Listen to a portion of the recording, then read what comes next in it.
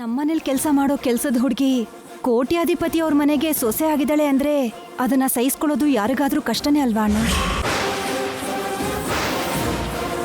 ನೀವು ಮಾತ್ರ ನನ್ನ ನೋವನ್ನ ಅರ್ಥ ಮಾಡ್ಕೊಂಡಿರೋದು ಅದಕ್ಕೆ.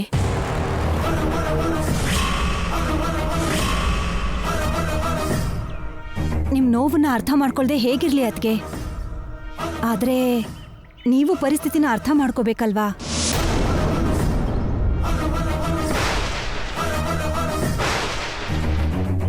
ಅಣ್ಣ ಯಾಕೆ ಹಾಗೆ ಹೇಳ್ತಿದ್ದಾರೆ ಅನ್ನೋದನ್ನ ಅರ್ಥ ಮಾಡ್ಕೋಬೇಕು.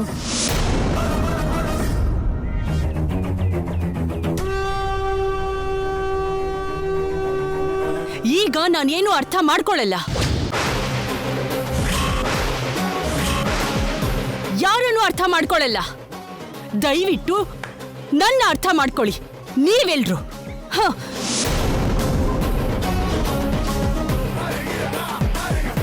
ನೋಡಿದ್ಯಾ ಗೌರಮ್ಮ, ನೋಡಿದ್ಯಾ? ಇದು ನಿಮ್ಮ ಅತ್ತಿಗೆ ವರ್ತನೆ. ಗೌರಮ್ಮ, ನೀನೇ ಹೇಗಾದ್ರೂ ಮಾಡಿ ಒಂದ್ 4 ಒಳ್ಳೆ ಮಾತಾಡಿ ಅವಳ ಮನ್ಸನ್ನು ಬದಲಾಯಿಸು. ಬೇಕಾದ್ರೆ ಇನ್ನೂ ಒಂದು 4 ದಿನ ಇಲ್ಲೇ ಇದ್ಕೊಂಡು ಅವಳ ಮನ್ಸನ್ನು ಬದಲಾಯಿಸು ಪ್ಲೀಸ್. 4 ದಿನ ಯಾಕಣ್ಣ? ಎಷ್ಟು ದಿನ ಬೇಕಾದ್ರೂ ಇಲ್ಲೇ ಇರ್ತೀನಿ. ಅತಿಗೆ ಮನ್ಸನ್ನ ಬದಲಾಯಿಸಿ ಅವ್ರ ನೋವು ಕಡಿಮೆ ಆಗೋ ಹಾಗೆ ನಾನ್ ನೋಡ್ಕೋತೀನಣ್ಣ. ನೀವು ನೆಮ್ಮದಿಯಾಗಿರಿ. ಹಾಗೆ ಆಗ್ಲಮ್ಮ. ಈ ಮನೆ ಒಳಗೆ ಹೇಗ್ ಸೇರ್ಕೊಳ್ಳೋದು ಅಂತ ಯೋಚನೆ ಮಾಡ್ತಿದ್ದೆ. ನಾನಿಲ್ಲಿರೋ ಹಾಗೆ ನೀನೇ ಮಾಡ್ತಿದ್ಯಾ ಅಣ್ಣ. ತುಂಬಾ ಸಂತೋಷ. ಹೋಗಮ್ಮ, ನಿನ್ನ ಅತ್ತಿಗೆ ಹತ್ರ ಹೋಗು. ಸರಿ ಅಣ್ಣ.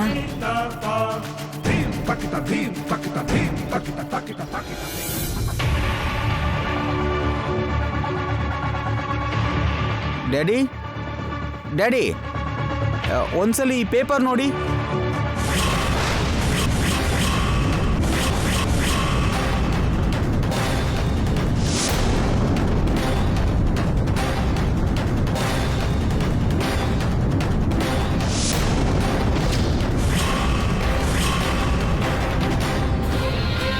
ಇಡಿಯಟ್, ಎಂತ ಕೆಲಸ ಮಾಡಿದಾನೆ. ಏನಾಯ್ತು ಮಾವ? ನೋಡಮ್ಮ, ನೋಡು ಆ ಮಲ್ಲಿಕಾರ್ಜುನ್ ಏನ್ ಮಾಡಿದಾನೆ ಅಂತ ನೋಡು.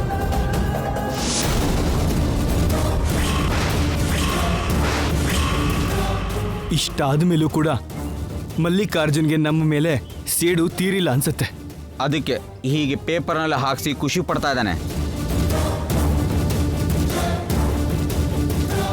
ಹೀಗೆ ಸುಮ್ಮನೆ ಇದ್ರೆ ಅವನಿನ್ನೂ ಹೆಚ್ಕೋತಾನೆ.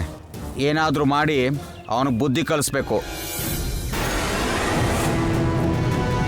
ತಕ್ಷಣ ಅವನ ಮೇಲೆ ಪೊಲೀಸ್ ಕಂಪ್ಲೇಂಟ್ ಕೊಡ್ಬೇಕು ಡ್ಯಾಡಿ. ಹಾಗೆ ಮಾಡಿದ್ರೆ ನಮ್ಮ ಮರ್ಯಾದೆ ಹೋಗುತ್ತೆ ಅಂತ ತಾನೆ ನಾವು ಪೊಲೀಸ್ ಕಂಪ್ಲೇಂಟ್ ಕೊಡೋದು ಬೇಡ ಅನ್ಕೊಂಡಿದ್ದು. ಪೊಲೀಸ್ ಕಂಪ್ಲೇಂಟ್ ಕೊಡದೇ ಇದ್ರೆ ಅವನಿನ್ನೂ ಹೀಗೆ ಏನಾದರೂ ಮಾಡ್ತಾನೆ ಇರ್ತಾನೆ.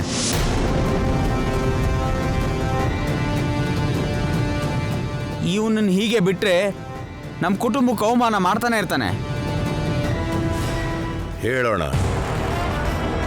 ಸಮಯಾನ ಕಾಯ್ದು ಆ ಮಲ್ಲಿಕಾರ್ಜುನ್ ಪಾಠ ಕಳಿಸೋಣ.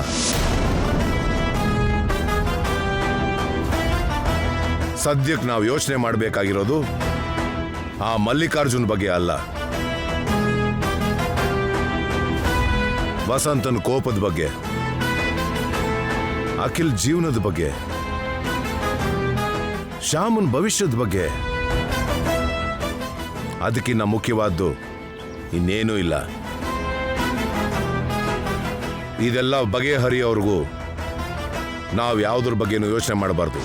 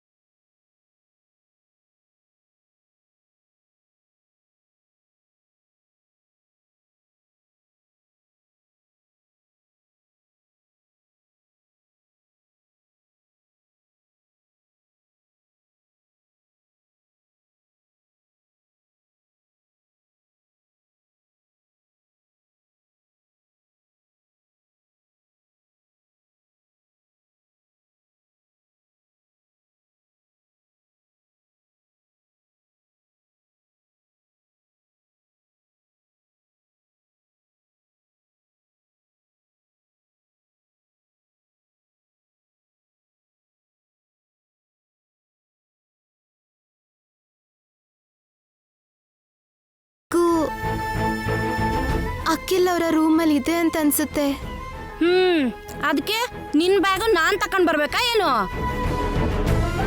ಇಲ್ಲ ನೋಡು, ನಾನು ಈ ಮನೆ ಕೆಲಸದವಳು, ನಿನಗಲ್ಲ. ಹಾಗಾದ್ರೆ ನಾನೇ ಹೋಗಿ ತಗೋತೀನಿ. ಎಲ್ಲಿಗೆ ಹೋಗ್ತಿದ್ಯಾ? ಏನ್ ತಗೋತಿದ್ಯಾ?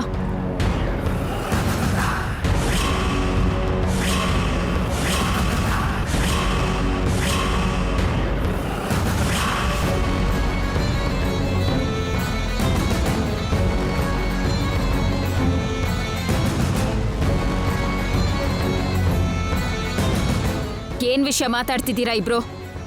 ಅದೇನಂದ್ರೆ ಅಖಿಲ್ ಅವ್ರ ರೂಮಲ್ಲಿ ನನ್ನ ಬ್ಯಾಗ್ ಇದೆಯೇನೋ ಅಂತ. ಇದ್ರೆ ನೀನ್ ಹೋಗ್ ತಗೋತಿಯಾ?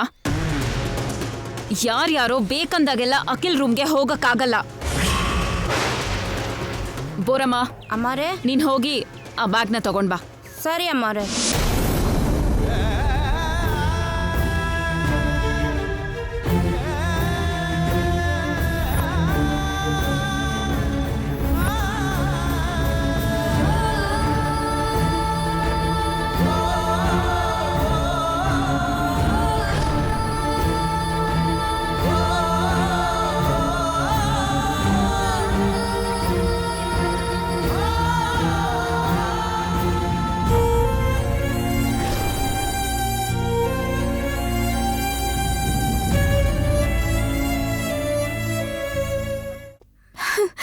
ಏನ್ ಕೃಷ್ಣ ಇದು? ಮದ್ವೆಗೂ ಮೊದಲು ನಾನು ಅಖಿಲ್ ರೂಮ್ಗೆ ಹೋಗೋ ಹಾಗೆ ಮಾಡಿದೆ. ಈಗ ಮದ್ವೆ ಆದ್ಮೇಲೆ ನಾನು ರೂಮ್ಗೆ ಹೋಗ್ಬಾರ್ದು ಅಂತ ಅವ್ರ ಕೈಲೇ ಹೇಳಿಸ್ತಿದ್ಯಾ? ನಿನ್ ಲೀಲೆ ನನಗೆ ಅರ್ಥ ಆಗ್ತಿಲ್ಲ ಕೃಷ್ಣ.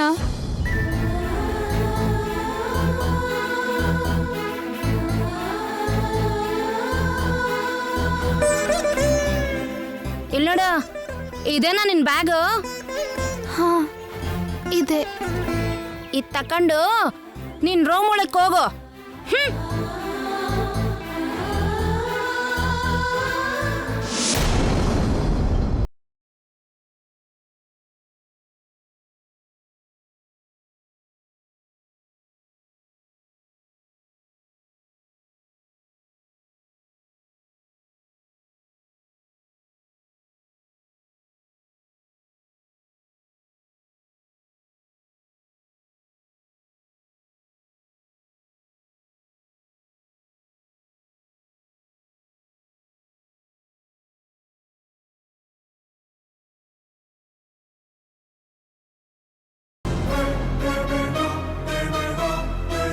ಏನ್ ಬೋರಮ್ಮ, ಐಶ್ವರ್ಯ ಯಾರ ಮೇಲೆ ಕೂಗಾಡ್ತಿದ್ಲು? ಇನ್ಯಾರ ಮೇಲೆ? ಆ ಹೊಸ ಸೊಸೆ ಮೇಲಮ್ಮ. ಕೂಗಾಡೋ ಅಂತ ತಪ್ಪನ ಶ್ಯಾಮ ಏನ್ ಮಾಡಿದ್ಲು? ಅದೇನಂದ್ರೆ ಅಮ್ಮವ್ರೆ, ನನ್ನ ಬ್ಯಾಗು ಅಖಿಲ್ ಅವರ ರೂಮಲ್ಲಿ ಇದೆ ಅಂತ ಅನ್ಸುತ್ತೆ. ಇದ್ರೆ ನೀನ್ ಹೋಗ್ ತಗೋತಿಯಾ? ಯಾರ್ಯಾರೋ ಬೇಕಂದಾಗೆಲ್ಲ ಅಖಿಲ್ ರೂಮ್ಗೆ ಹೋಗಕ್ಕಾಗಲ್ಲ.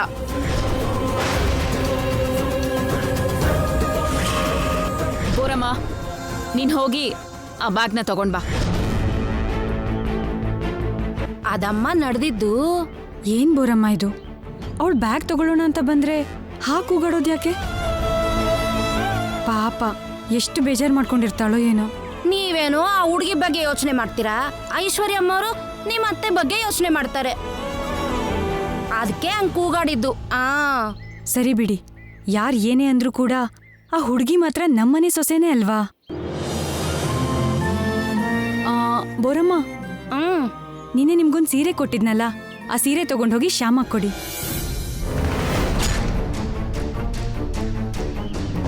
ಯಾವ ಸೀರೆ ಅಮ್ಮವ್ರೆ? ದೊಡ್ಡಮ್ಮವರು ಹೊಸ ಸೊಸೆ ಕೊಂಡ್ಕೊಂಡಿದ್ ಸೀರೆನಾ? ಹೌದು, ಹೊಸ ಸೊಸೆ ಅಂದ್ರೆ ಶ್ಯಾಮನೇ ಅಲ್ವಾ? ಹೌದಮ್ಮವ್ರೆ. ಆದ್ರೆ ಆ ಸೀರೆ ಆ ಹುಡುಗಿಗೆ ಕೊಟ್ರೆ ದೊಡ್ಡಮ್ಮವ್ರು ಏನಂತಾರೋ? ಅತ್ತೆ ಆ ಸೀರೆ ತಗೊಂಡಿದ್ದು ಅಖಿಲ್ ಹೆಂಡ್ತಿಗೆ ಅಂತ. ಅಖಿಲ್ ಶ್ಯಾಮನ್ನ ಹೆಂಡ್ತಿಯಾಗೆ ಅಲ್ವಾ ಈ ಮನೆ ಕರ್ಕೊಂಡು ಬಂದಿದ್ದು? ಅಂದ್ಮೇಲೆ ಆ ಸೀರೆ ಶ್ಯಾಮಂದೇ ಅಲ್ವಾ? ಹ್ಮ್ ಆ ಸೀರೆ ಉಟ್ಕೊಳ್ಳೋ ಅಧಿಕಾರ ಶ್ಯಾಮಂಗೆ ಅಲ್ವಾ ಇರೋದು? ಅದು ಅಲ್ಲದೆ ಹೊಸ ಸೊಸೆ ಅತ್ತೆ ತಂದಿರೋ ಸೀರೆ ಉಟ್ಕೊಳ್ಳೋದು ನಮ್ಮನೆ ಸಂಪ್ರದಾಯ. ಇಲ್ಲಿ ನೋಡಿ, ಅತ್ತೆಗೆ ನಾನು ಹೇಳ್ತೀನಿ, ಆ ಸೀರೆ ತಗೊಂಡೋಗಿ ಶ್ಯಾಮಂಗ್ ಕೊಡಿ. ಸರಿ ನಮ್ಮವ್ರೆ, ಕೊಡ್ತೀನಿ.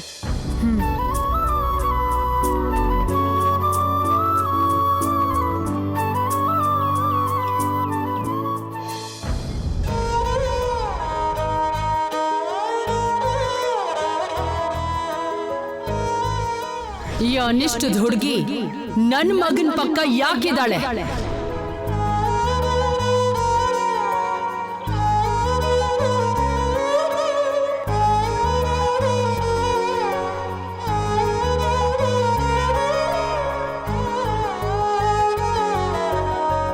ನಕ್ಷತ್ರ ಬರೋ ಜಾಗಕ್ಕೆ ಈ ಕುರುಪಿ ಹುಡುಗಿ ಹೇಗ್ ಬಂದ್ಲು?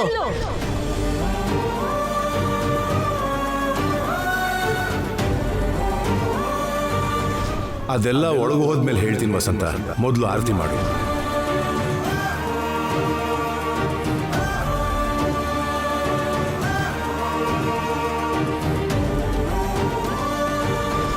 ಸ್ವರ್ಣ ನಾಗಾಭರಣ ಧಾರಣ ನಡೆದ ಮೇಲೆ ಆ ಹುಡುಗಿನ ಬಿಟ್ಟು ಬರೋದು ಧರ್ಮ ಅಲ್ಲ.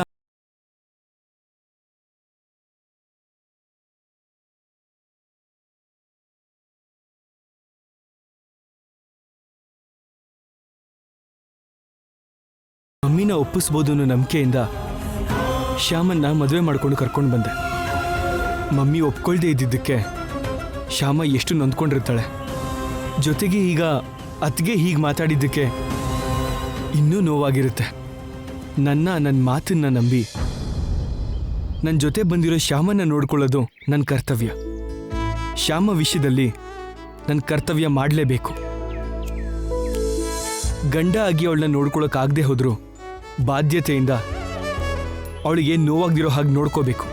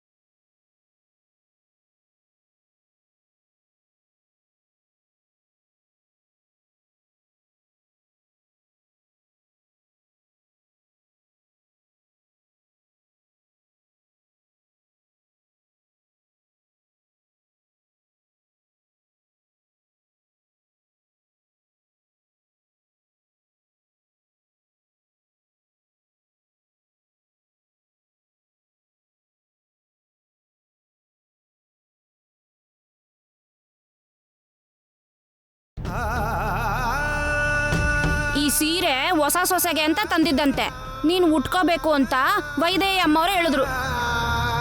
ತಗ ಉಟ್ಕ.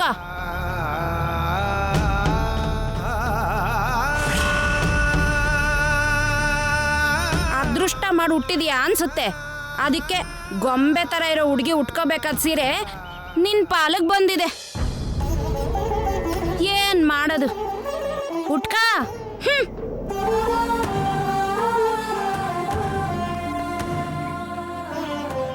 ಪಾಪ ಅಕ್ಕಿಲ್ಲೋರಮ್ಮ ಎಷ್ಟು ಇಷ್ಟಪಟ್ಟು ಈ ಸೀರೆ ತನ್ನ ಸೊಸೆಗೆ ಅಂತ ತಗೊಂಡಿರ್ತಾರೆ. ಆದ್ರೆ ನಾನು ಈ ಮನೆ ಸೊಸೆಯಾಗಿ ಇಲ್ಲಿ ಬರೋ ಹಾಗಾಯ್ತು.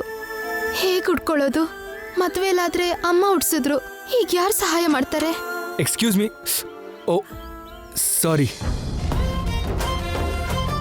ಸೀರೆ ಚೇಂಜ್ ಮಾಡ್ಕೋತಿದ್ಯಾ? ಸಾರಿ ಸಾರಿ. ಇಲ್ಲಿ ನೋಡಿ, ಹಾ, ಏನೋ ಹೇಳಕ್ ಬಂದಿದ್ರಿ ಅನ್ಸುತ್ತೆ. ಪರವಾಗಿಲ್ಲ ಹೇಳಿ. ಸಾರಿ. ಸಾರಿ ಹೇಳೋದು ಯಾಕೆ? ಅಂದ್ರೆ ಅದು ಅದೇ ಚಿಕ್ಕದ್ಗೆ ಆಡಿದ ಮಾತಿಗೆ ನಿನಗೆ ನೋವಾಗಿರುತ್ತೆ ಅಲ್ವಾ, ಅದಕ್ಕೆ ಸಾರಿ ಹೇಳ್ತಿದ್ದೀನಿ. ಅದಕ್ಕೆ ಹಾಗೆ ಹಾರ್ಷಾಗಿ ಮಾತಾಡಿದ್ದು ನಿನ್ಮೇಲಿರೋ ಕೋಪದಿಂದಲ್ಲ. ನಮ್ಮಮ್ಮಂಗೆ ನೋವು ಕೊಟ್ಟು ನಿನ್ನ ಸೊಸೆಯಾಗಿ ಕರ್ಕೊಂಡು ಬಂದಿದ್ದೀನಿ ಅನ್ನೋ ಫೀಲಿಂಗಲ್ಲಿ ಅದಕ್ಕೆ ಹಂಗೆ ಮಾತಾಡಿದ್ರು. ಪರವಾಗಿಲ್ಲ ಬಿಡಿ. ಮನ್ಸಿಗೆ ನೋವಾಗಿದ್ದಾಗ ಒಂದು ಮಾತಂದ್ರೆ ತಪ್ಪೇನಿಲ್ಲ. ದೊಡ್ಡವರು ಅಂಥವ್ರೊಂದು ಮಾತು ಹೇಳಿದ್ದಕ್ಕೆ ನಾನೇನೋ ನೊಂದ್ಕೊಳ್ಳಲ್ಲ. ಅವರು ಯಾವ ಪರಿಸ್ಥಿತಿಯಲ್ಲಿ ಹಾಗಂದ್ರೋ ಅರ್ಥ ಮಾಡ್ಕೋತೀನಿ. ಎದುರುಗಡೆ ಇರೋರ ಕೋಪನ ದ್ವೇಷನ ಅರ್ಥ ಮಾಡಿಕೊಂಡು ಅಡ್ಜಸ್ಟ್ ಮಾಡ್ಕೊಂಡು ಹೋಗುವಂಥ ನಡವಳಿಕೆ ಇರೋದು great, really great. Okay, carry on. ಏನಾದರೂ ಬೇಕು ಅಂದರೆ ಸಂಕೋಚ ಇಲ್ಲದೆ ಕೇಳು. ಸರಿ, ಕೇಳ್ತೀನಿ.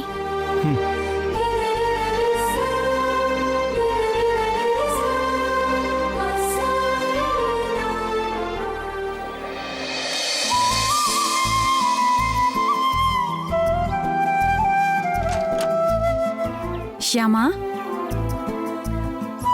ಬನ್ನಿ. ನೀ ನನ್ನನ್ನ ಅಕ್ಕ ಅಂತ ಕರಿ. ಅಖಿಲ್ ಬಂದಿದ್ದ ಅನ್ಸತ್ತೆ. ಐಶ್ವರ್ಯ ಅವ್ರು ಹೇಳಿದ ಮಾತಿಗೆ ನೊಂದ್ಕೋಬೇಡ ಅಂತ ಹೇಳಕ್ ಬಂದಿದ್ರು.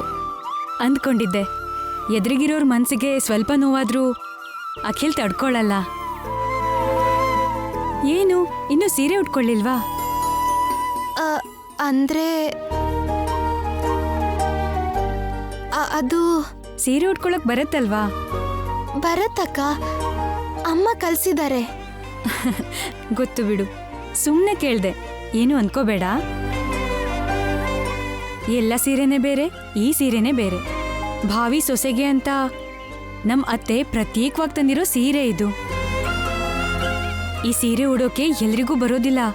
ಇವತ್ತು ನಾನೇ ಉಡಿಸ್ತೀನಿ, ಬಾ.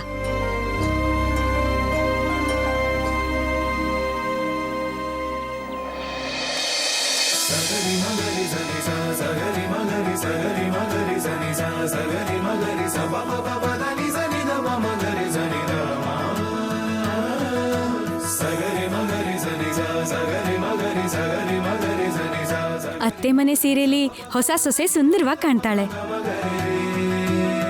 ನಿಜ ಏನಂದ್ರೆ ಹೊಸ ಸೊಸೆಗೆ ಈ ಸೀರೆನ ತಾನೇ ಕೊಡ್ಬೇಕು ಅಂತ ಅತ್ತೆ ತುಂಬಾ ಆಸೆ ಪಟ್ಟು ತಗೊಂಡಿದ್ರು. ಆದ್ರೆ ಅವ್ರು ಕೊಡೋಕಾಗ್ದಿರೋ ಪರಿಸ್ಥಿತಿ ಬಂತು. ಅತ್ತೆ ಮಾತುಗಳನ್ನ ಕೇಳಿ ಅವ್ರ ವರ್ತನೆ ನೋಡಿ ನೀನವ್ರನ್ನ ಅಪಾರ್ಥ ಮಾಡ್ಕೋಬೇಡ. ಇಂಥ ಅತ್ತೆ ಎಲ್ರಿಗೂ ಸಿಗಲ್ಲ. 1000ಕ್ಕೋ ಕೋಟಿಗೋ ಒಬ್ರೇ ಇರ್ತಾರೆ ಇಂಥ ಅತ್ತೆ. ಒಂದೇ ಮಾತಲ್ಲಿ ಹೇಳ್ಬೇಕು ಅಂದ್ರೆ ನಮ್ಮತ್ತೆ ನಿಜವಾಗ್ಲೂ ದೇವತೆನೆ. ಸೊಸೆನ ಸ್ವಂತ ಮಗಳಿಗಿಂತ ಪ್ರೀತಿ ಮಾಡೋಂಥ ದೊಡ್ಡ ಮನಸ್ಸು ಅವರದ್ದು. ಅಖಿಲ್ ಅಂದ್ರೆ ಅವರಿಗೆ ಪ್ರಾಣ. ಅಖಿಲ್ ಹೆಂಡ್ತಿನ ಪ್ರಾಣಕ್ಕಿಂತ ಹೆಚ್ಚಾಗಿ ನೋಡ್ಕೋಬೇಕು ಅನ್ನೋ ಮನ್ಸಿತ್ತು ಅವರಿಗೆ. ಅದು ಅಲ್ಲದೆ ಮನೆಗೆ ಬರೋ ಸೊಸೆ ಬಗ್ಗೆ ಅವ್ರು ತುಂಬಾ ಕನ್ಸು ಕಟ್ಕೊಂಡಿದ್ರು. ಅಂದ್ಕೊಳ್ದಿರೋ ಪರಿಸ್ಥಿತಿಲಿ ನೀನು ಈ ಮನೆಗೆ ಸೊಸೆಯಾಗಿ ಬಂದ್ಯಲ್ಲ, ಅದಕ್ಕೆ ಅವ್ರು ಹೀಗೆ ನಡ್ಕೋತಿದ್ದಾರಷ್ಟೆ. ಅತ್ತೇನ್ ಮಾತ್ರ ನೀನ್ ತಪ್ಪಾಗಿ ಅರ್ಥ ಮಾಡ್ಕೋಬೇಡ. ಅಯ್ಯೋ, ಹಾಗ್ಯಾಕೆ ಅನ್ಕೋತೀನಿ ಅಕ್ಕ. ಅವರು ಹೀಗೆ ನಡ್ಕೊಳ್ತಿರೋದು ಅವ್ರ ತಪ್ಪೇನಲ್ಲ. ಪಾಪ ಅವ್ರ ಮನ್ಸಿಗೆ ಕಷ್ಟ ಕೊಟ್ಟಿದ್ದು, ಅವ್ರು ಹೀಗೆ ನಡ್ಕೊಳ್ಳೋ ಹಾಗೆ ಮಾಡಿದ್ದು ನಾನೇ ಅಲ್ವಾ ಅಕ್ಕ. ಹೀಗೆ ನೊಂದಿರೋ ಅವ್ರ ಮನ್ಸನ್ನ ನಾನು ಅರ್ಥ ಮಾಡ್ಕೊಳ್ದಿರೋದು ಹೇಗೆ? ನಾನು ತಪ್ಪದೆ ಅರ್ಥ ಮಾಡ್ಕೋತೀನಿ.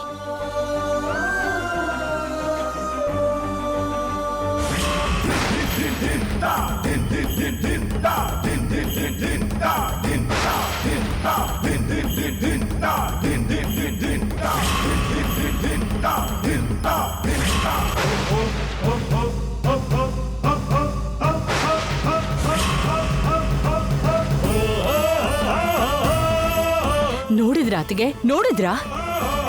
ಮಾಡಿದ್ ಸಾಲ್ದು ಅಂತ ಅದೇನೋ ಘನ ಕಾರ್ಯ ಅನ್ನೋ ಹಾಗೆ ಅದ್ ಹೇಗ್ ಪೇಪರಲ್ಲಿ ಹಾಕ್ಸಿದ್ದಾನೆ ನೋಡಿದ್ರ? ಆ ಶ್ಯಾಮ ನಮ್ಮನೆ ಸೊಸೆ ಅನ್ನೋ ವಿಷಯ ಈಗ ಗೊತ್ತಿಲ್ದಿರೋರ್ಗೂ ಗೊತ್ತಾಗಿರುತ್ತೆ. ಛೇ, ಬೇಜಾರ್ ಮಾಡ್ಕೋಬೇಡ ಅದ್ಕೆ. ಪೇಪರಲ್ಲಿ ಬಂದ್ ಮಾತ್ರಕ್ಕೆ ಆ ಶ್ಯಾಮ ಈ ಮನೆ ಸೊಸೆ ಆಗ್ಬಿಡ್ತಾಳ?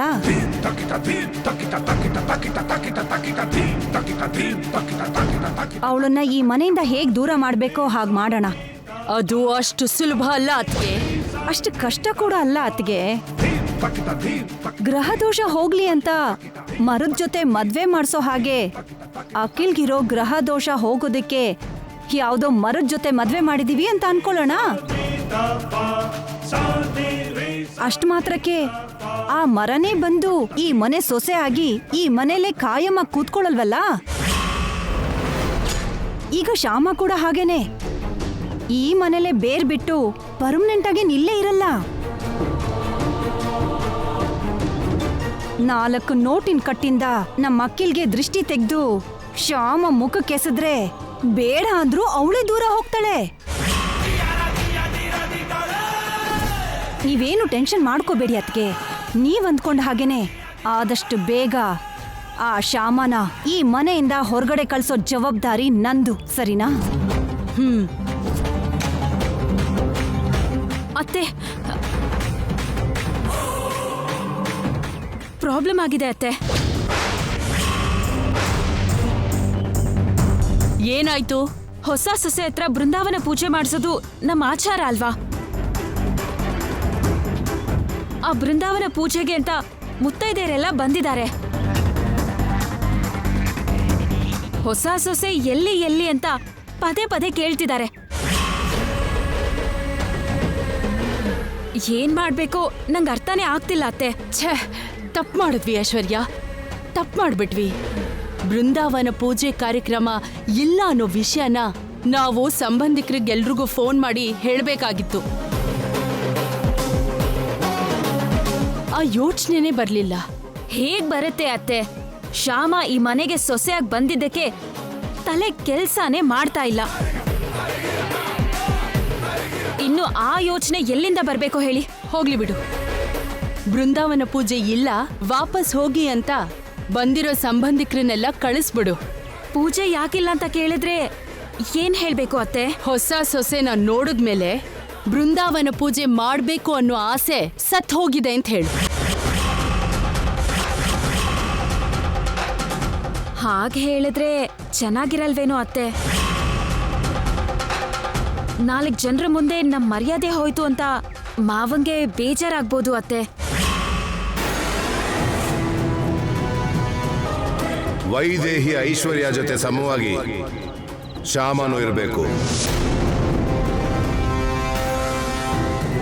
ಮರ್ಯಾದೆ ಮರ್ಯಾದೆ ಅಂತ ಆ ದರಿದ್ರ ಅಂತಂದು ನನ್ನ ನೆತ್ತಿ ಮೇಲಿಟ್ಟಿದ್ದಾರೆ ನಿಮ್ಮ ಮಾವ.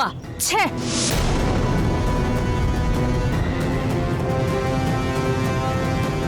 ಕೋಪ ಮಾಡ್ಕೋಬೇಡ ಅತ್ಗೆ, ಕೋಪ ಮಾಡ್ಕೋಬೇಡ. ಪ್ರತಿ ಸಮಸ್ಯೆಗೂ ಒಂದು ಪರಿಹಾರ ಇರುತ್ತೆ.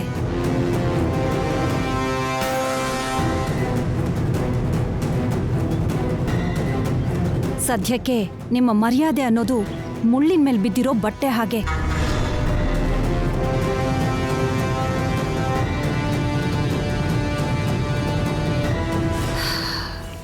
ಅಂದ್ರೆ ಬಟ್ಟೆ ಹರಿದೇ ಇರೋ ಹಾಗೆ ಮೆತ್ತಗೆ ಮುಳ್ಳಿಂದ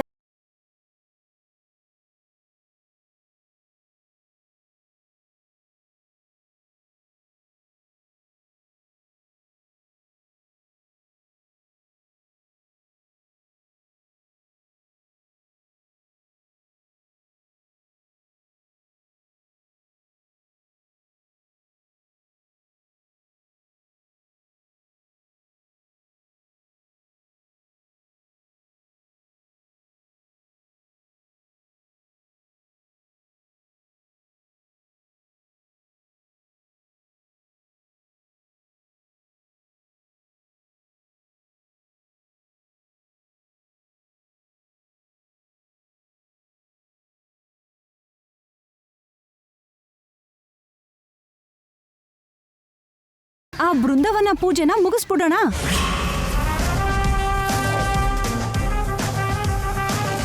ಆಮೇಲೆ ನಾವು ಮಾಡ್ಬೇಕಾಗಿರೋದನ್ನ ಮಾಡೋಣ.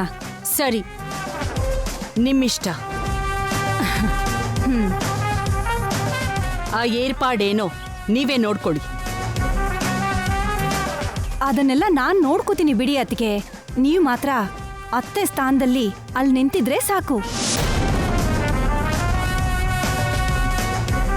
ಅತ್ತೆ ಪಕ್ಕದಲ್ಲಿ ಇಲ್ದೇನೆ ಹೊಸ ಸೊಸೆ ಬೃಂದಾವನ ಪೂಜೆ ಮಾಡಿದ್ರೆ ಮುತ್ತೈದೇರು ಮೂತಿ ತಿರುಗಿಸ್ತಾ ಹತ್ತಾರು ರೀತಿ ಬಾಯಿಗೆ ಬಂದಾಗ ಮಾತಾಡ್ಕೋತಾರೆ. ಆ ಅವಕಾಶನ ನೀವು ಅವ್ರಿಗೆ ಯಾಕೆ ಕೊಡ್ಬೇಕು?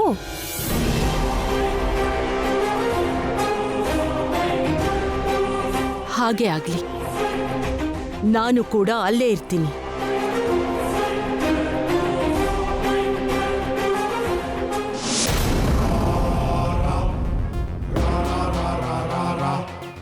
ಅಬ್ಬಬ್ಬಬ್ಬಬ್ಬಬ್ಬ, ಎಷ್ಟು ಚೆನ್ನಾಗಿದೆ ಈ ಸೀರೆ. ಆದ್ರೆ ಇಷ್ಟು ಕಾಸ್ಟ್ಲಿ ಸೀರೆನ ನೀನ್ ಉಟ್ಕೊಳ್ಳೋದೆ ಸ್ವಲ್ಪನೂ ಚೆನ್ನಾಗಿಲ್ಲ. ಈ ಮನೆ ಸಂಪ್ರದಾಯದ ಪ್ರಕಾರ ಹೊಸ ಸೊಸೆಗೆ ಅತ್ತೆ ಮನೆಯವರು ಸೀರೆ ಕೊಡ್ಬೇಕಂತೆ. ಆ ಸೀರೆನೇ ಇದು. ಅಷ್ಟೇ ಬಿಡು, ಯಾರೋ ಕೊಡೋದ್ ಬಿಟ್ರೆ ಇಷ್ಟು ಒಳ್ಳೆ ಸೀರೆನ ಉಟ್ಕೊಳ್ಳೋ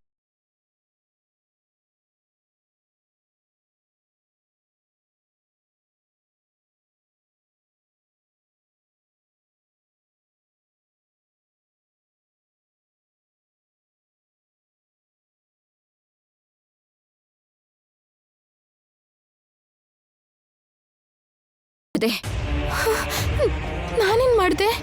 ಏನ್ ಮಾಡಿದ್ಯಾ? ಇವತ್ತು ಹಾಡ್ ಹಾಡಿದ್ಯಲ್ಲ, ಮರ್ತ್ಬಿಟ್ಯಾ? ಓ ಅದಾ, ಬೆಳಗ್ಗೆ ಹೇಳ್ತಿದ್ದ ಹಾಗೆ ಕಣ್ಮುಂದೆ ಕೃಷ್ಣನ್ ವಿಗ್ರಹ ಕಾಣಿಸ್ತಲ್ಲ, ಅದಕ್ಕೆ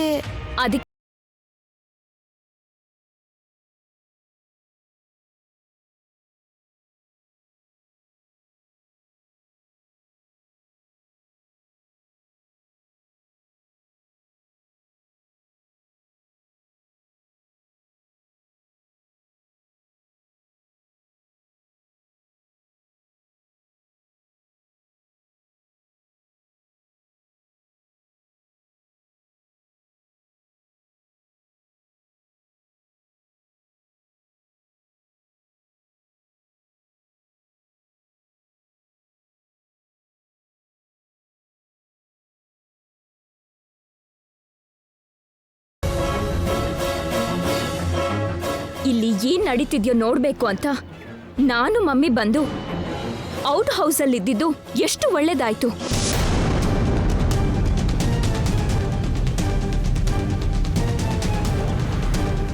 ನಿನ್ ಹಾಡ್ ಕೇಳ್ತಿದ್ದಾಗೆ ಪ್ರಾಣನ ಕೈಯಲ್ಲಿ ಹಿಡ್ಕೊಂಡು ಓಡೋಡ್ ಬಂದಿದ್ದಕ್ಕೆ ಗಂಡ ಅಂತ ಹೇಗೋ ತಪ್ತು. ಇಲ್ದೇ ಇದ್ರೆ ನನ್ನ ನಾಟಕ ಎಲ್ಲ ಹೊರಗೆ ಬರ್ತಿತ್ತು. ಇನ್ಯಾವತ್ತೂ ಹಾಗಾಗಲ್ಲ ರೂಪರಾಣಿ.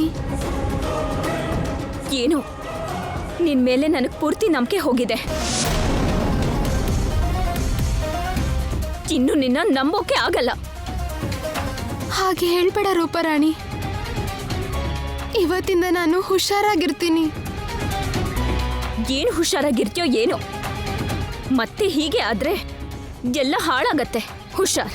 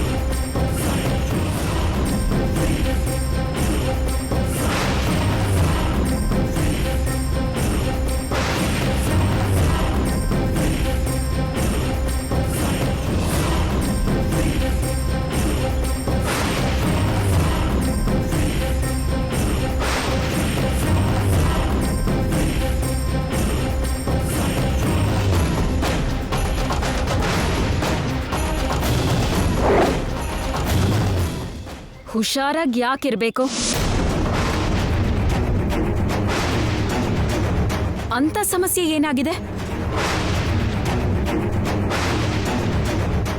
ಏನ್ ಹಾಳಾಗತ್ತೆ ಅಂದಿದ್ದು?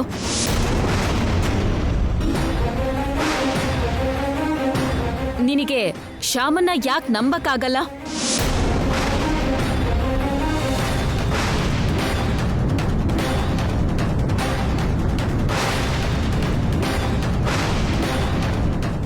ಯಾವ ವಿಷಯದ ಬಗ್ಗೆ ನಂಬಕ್ಕಾಗಲ್ಲ?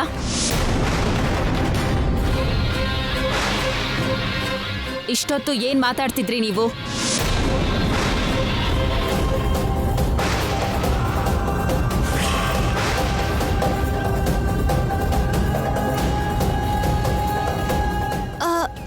ಅದೇನಿಲ್ಲ, ನನ್ನ ಬಗ್ಗೆನೇ ಮಾತಾಡ್ತಾ ಇದ್ವಿ. ನಿನ್ ಬಗ್ಗೆನಾ? ಏನ್ ಮಾತಾಡ್ಕೋತಾ ಇದ್ರಿ?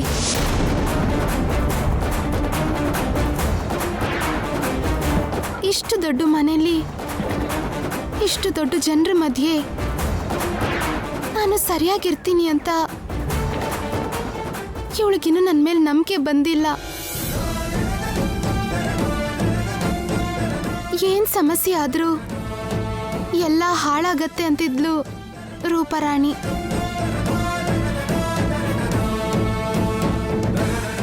ನನ್ನ ಬಗ್ಗೆ ನೀನ್ಯಾಕೆ ಗಾಬರಿ ಆಗ್ತೀಯಾ? ನಾನು ಹುಷಾರಾಗಿರ್ತೀನಿ ಅಂತ ರೂಪರಾಣಿಗೆ ನಾನು ಹೇಳ್ತಾ ಇದ್ದೆ. ಅಷ್ಟೇ ಅಲ್ವಾ ರೂಪರಾಣಿ?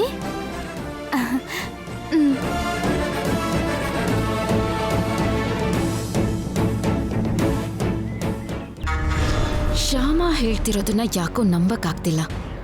ಏನೋ ಸುಳ್ಳು ಹೇಳಿ ಮ್ಯಾನೇಜ್ ಮಾಡ್ತಿದ್ದಾಳೆ ಅನ್ನಿಸ್ತಾ ಇದೆ.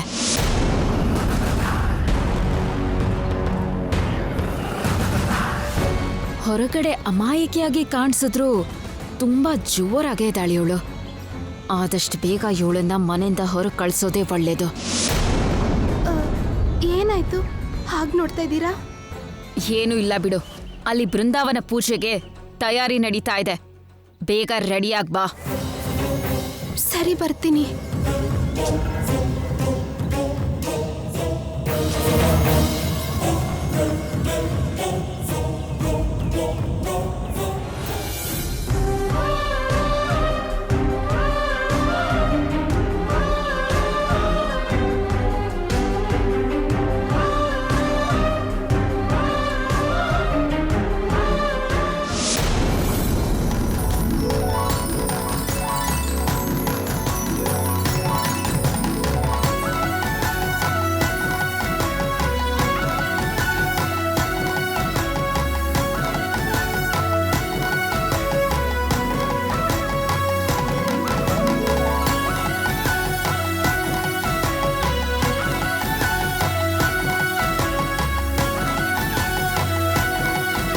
ವಸಂತ, ಯಾಕಿಷ್ಟು ತಡ ಆಯ್ತು?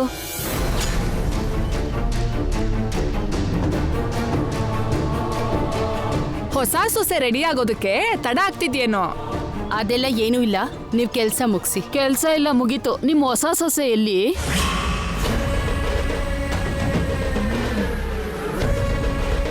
ಬಂಗಾರದ ಬೊಮ್ಮೆನ ಸೊಸೆ ಮಾಡ್ಕೊಂಡಿದ್ದಾಳೆ. ನಮ್ ದೃಷ್ಟಿ ತಾಗ್ಬಾರ್ದು ಅಂತ ಅವಳನ್ನ ಅಡಗಿಸಿಟ್ಟಿರ್ಬೇಕು.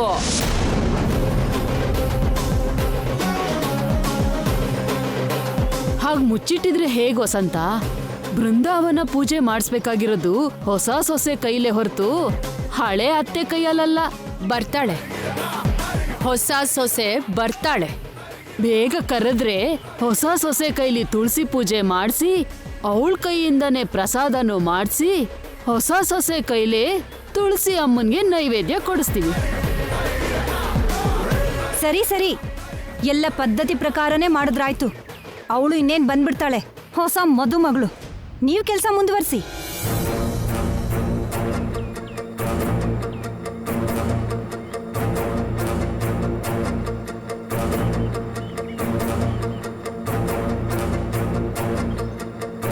ಹಲೋ ಹಲೋ, ಏನ್ರಿ?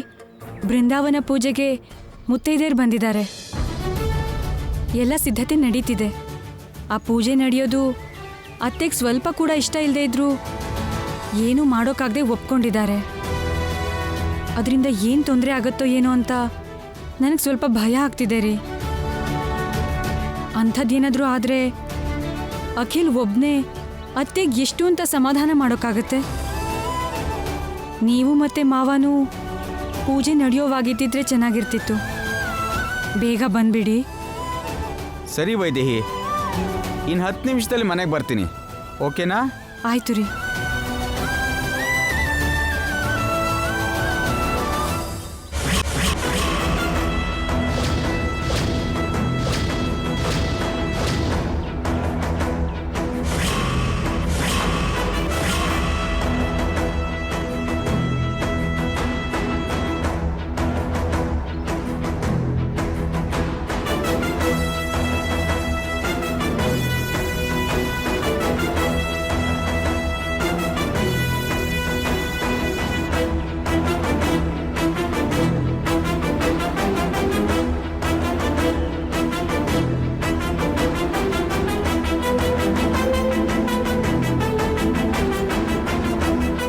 ನಾನು ಹೇಳ್ದಾಗೆ ಎಲ್ರ ಮುಂದೆ ಆ ಶ್ಯಾಮಗೆ ಅವಮಾನ ಮಾಡಬೇಕು.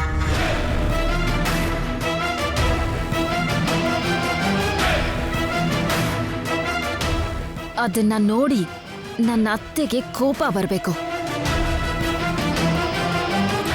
ಬೃಂದಾವನ ಪೂಜೆ ಹಾಳಾಗಿ ಹೋಗ್ಬೇಕು.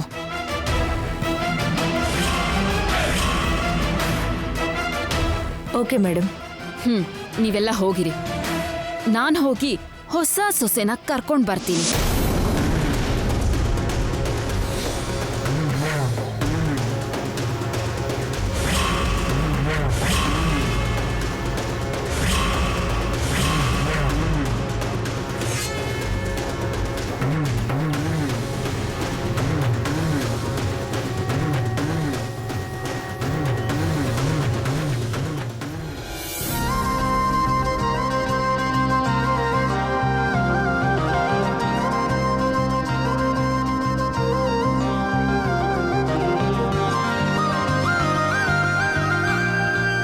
ಏನಮ್ಮ, ಬೃಂದಾವನ ಪೂಜೆಗೆಲ್ಲ ರೆಡಿನಾ? ರೆಡಿ ಆಗ್ತಿದ್ಯಮ್ಮ.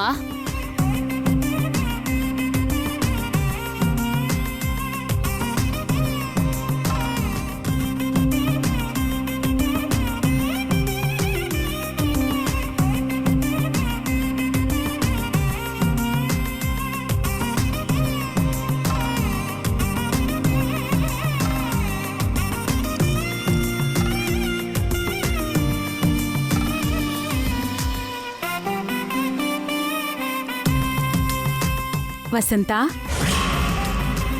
ಬೃಂದಾವನ ಪೂಜೆಗೆಲ್ಲ ರೆಡಿ ಇದೆ. ಹೊಸ ಸೊಸೆ ಬಂದ್ರೆ ಪೂಜೆ ಶುರು ಮಾಡೋಣ.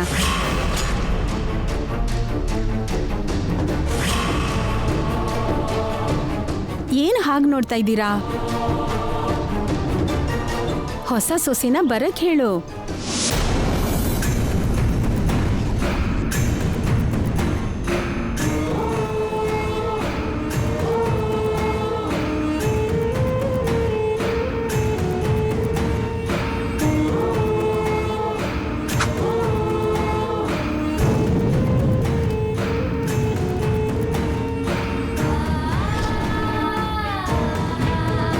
ನಾನು ಹೇಳಿದಾಗೆ ಎಲ್ರ ಮುಂದೆ ಆ ಶ್ಯಾಮಗೆ ಅವಮಾನ ಮಾಡಬೇಕು.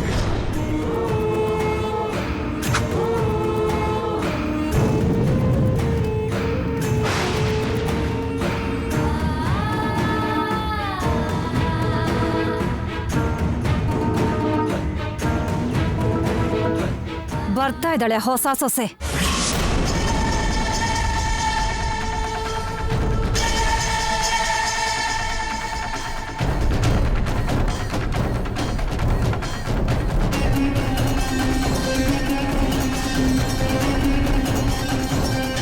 ಬಾಮ್ಮ, ಕೂತ್ಕೋ.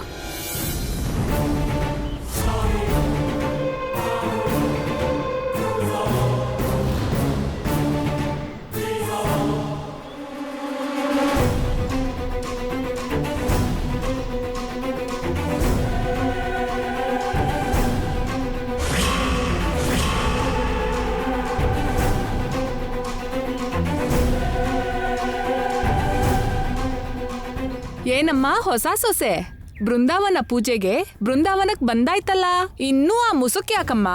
ಅದನ್ ತೆಗ್ದು ನಿನ್ ಮುಖನ ನಮಗ್ ತೋರ್ಸು.